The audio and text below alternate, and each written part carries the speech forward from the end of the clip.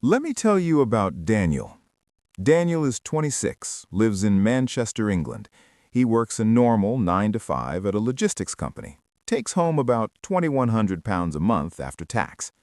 Rent, £850, council tax, utilities, £190, food, transport, subscriptions, another £400. That leaves him about £660. Now, Daniel isn't bad with money. He's not irresponsible. He doesn't eat out every night or blow money on things he doesn't need. But he's also not going anywhere. One Tuesday evening, after a long shift, he opens YouTube and types something into the search bar. How to make money online.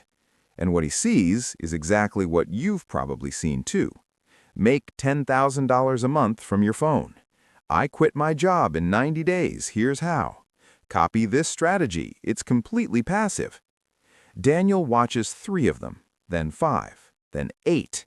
By midnight, he's taken notes on a napkin, downloaded 2 apps, and felt more hopeful than he had in months. By the following Friday, he'd made nothing. Spent £47 on a course he never finished, and felt a little stupid. Here's the thing, though. Daniel's mistake wasn't being lazy. His mistake was believing a very specific lie, a lie that most online content about money keeps telling. And today, I want to undo that lie, not with hype, not with a list of secret strategies, but with the honest, boring, slightly uncomfortable truth about how people actually make money online. Here's the lie, and it's a very clean, simple one. Making money online is fast. You just need the right method. That's it. That's the entire architecture of the content you see everywhere, whether you're in Toronto, Calgary, Manila, or Dallas. And the reason it works, the reason Daniel and millions of people like him believe it, is because it sounds reasonable. After all, we've all seen real examples, right? Someone in the Philippines building a freelance design business and earning more than their office salary, a student in Berlin starting a Notion template shop and making €3,000 in their second month, a guy from Ohio selling digital guides on Gumroad and replacing his warehouse income. These things are real, but here's what the content never shows you. The 6 months of silence before the first sale. The 50 cold emails that got no response. The version 1, version 2, version 3 of the product that nobody wanted. The fact that the person in the thumbnail tried 5 different things before this one worked. What gets sold to us is the outcome. What we never see is the process. And the process is where 95% of people quit. Not because they're not smart enough, not because they don't have the right tools, but because they were never told what the process actually looks like. Let me give you a comparison. Think about how people learn to drive. Nobody watches a YouTube video called "Learn to Drive in 7 Days, I Did It," and then expects to be competent in a week. You know there are lessons. You know there's a theory test. You know the first few times behind the wheel will be uncomfortable. Nobody promises you passive driving. But online income? The entire framing is different. It's sold like a product, not a skill. And that is the psychological trap. Now here's something I want you to notice. When you see someone online showing you their revenue, the screenshots, the striped dashboards, the "this is what I made last month" thumbnails, there's something almost never discussed. How long it took to build the asset that generates that revenue. A YouTube channel that makes $3,000 a month in ad revenue might have taken 18 months and 200 videos to get there. A Substack newsletter earning $2,500 a month in subscriptions might have been written for free to 300 readers for a year. A freelance copywriter in Dublin earning €5,000 a month might have charged €300 a month 2 years ago.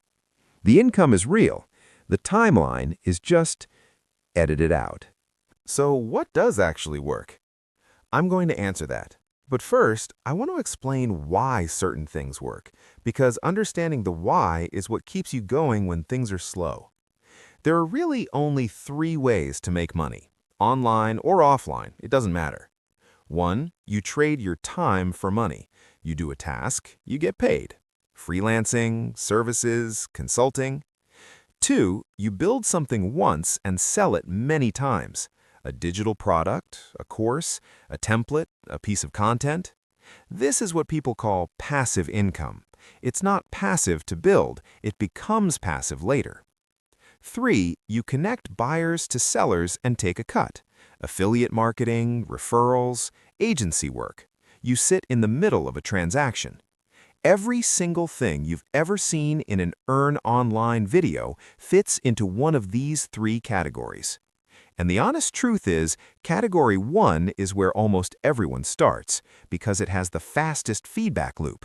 If you have a skill, someone will pay you for it this week. Not this year, not after a course, this week.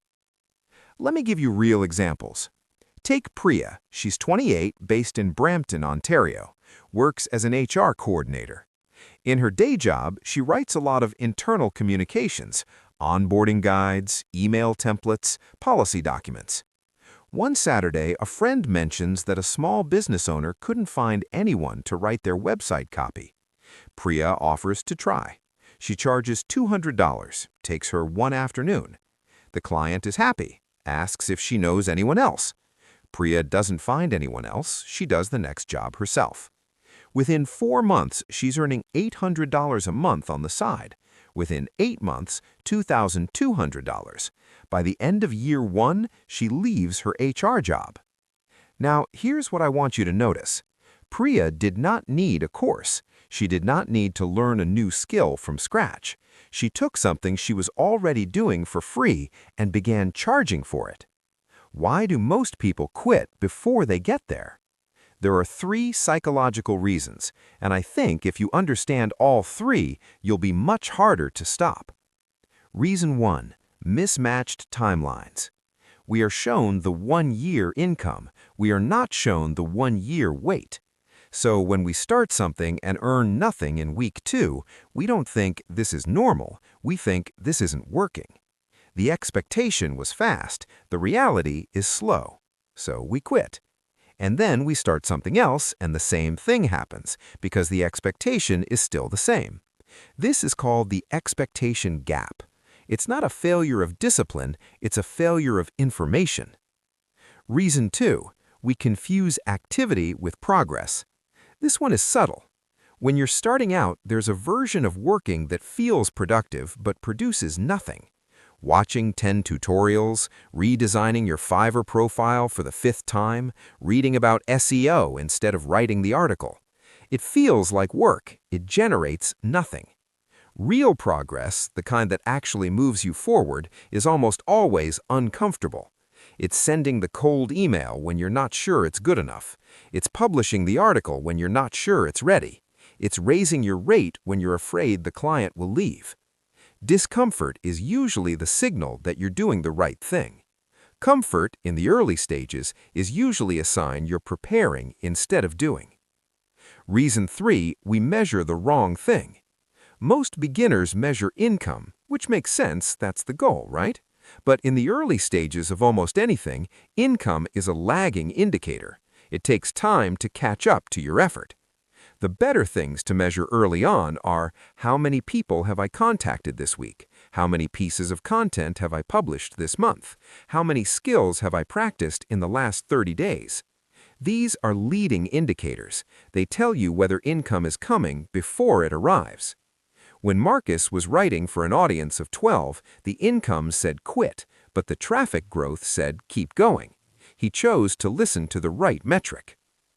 There's also something worth naming here, especially if you're in the UK, Australia, Canada, or anywhere else with a strong sense of you're supposed to work a proper job. There's a social pressure that makes this harder than it needs to be. When you tell people you're building something online, you often get one of 2 reactions. Either, oh yeah, I saw a video about that. Is it like that drop shipping thing? Or, that sounds risky. Are you sure that's real? Neither of those is helpful. Neither of those people are wrong exactly. They're just responding to the version of online work they've been shown, which is the hyped version. What they haven't seen is someone quietly, consistently building something real over 18 months, because that version doesn't go viral. Okay, let's get concrete. If you are starting from zero, no audience, no product, no client list, Here is the honest framework. Not a hack, not a shortcut, a framework. Step 1. Start with a skill, not a system.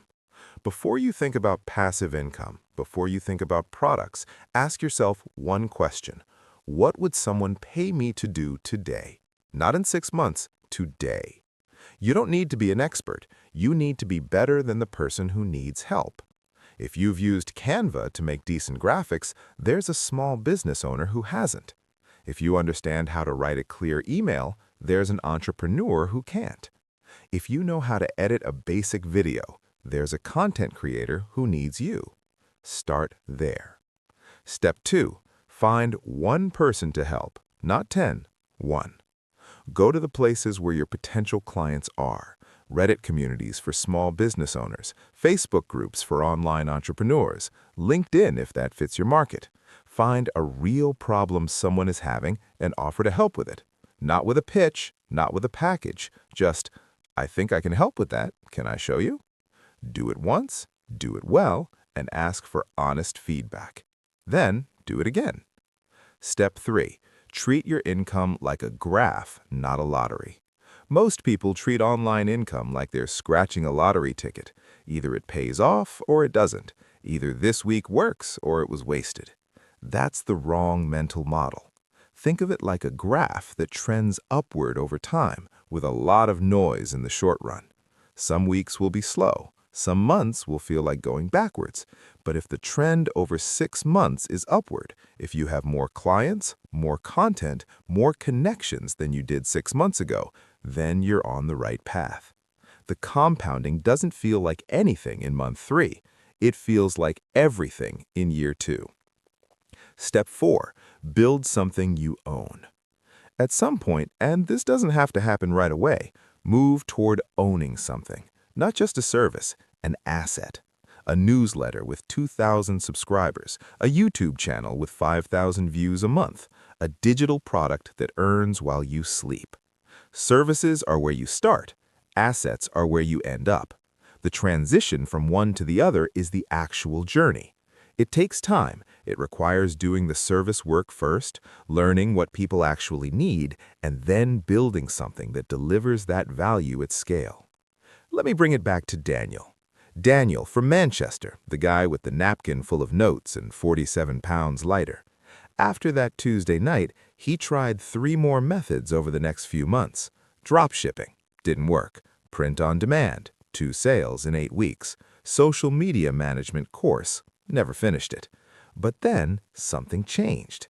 He didn't find a new method, he had a conversation with a friend who ran a small cafe, who mentioned, as almost as a passing thought, that he had no idea how to respond to his Google reviews. Daniel offered to help, spent an evening researching best practices, wrote 4 responses for his friend. Friend was genuinely grateful. And then Daniel thought, how many other small businesses have this problem? He spent the next 2 weeks reaching out to local businesses on Google Maps. Not pitching, just asking. Out of 30 messages, 7 replied. Of those 7, 2 said yes to a free trial. One of those 2 became a paying client. £150 a month. Not life-changing, not screenshot-worthy income, but something real, something he built himself, something that grew. The internet did not create a shortcut to wealth. What it created was something more interesting and more valuable than that. It created the ability for one person with one skill and an internet connection to find the right 500 people in the world who need exactly what they offer. That's it. That's the whole thing. Not algorithms, not passive income on day 1, not a magic niche or a secret platform. The ability to find the right people and serve them well. If you do that consistently over time and you build the habits around it, not just the tactics, then the income follows. Slowly, then all at once. I'll leave you with this. Most people who try to make money online are not failing because they're lazy. They're failing because they were handed a map that leads to a place that doesn't exist. The fast lane, the passive income before the active work, the results before the process. When you replace that map with a real one, when you understand that the path is slow, real, and worth it, something changes. Not your income, not right away, but your relationship with the work. And that relationship is everything. If this helped you think a little more clearly, not more excited, not more hyped, just more clear, then that's exactly what this channel is for. Subscribe if that sounds like something you want more of, and I'll see you in the next one.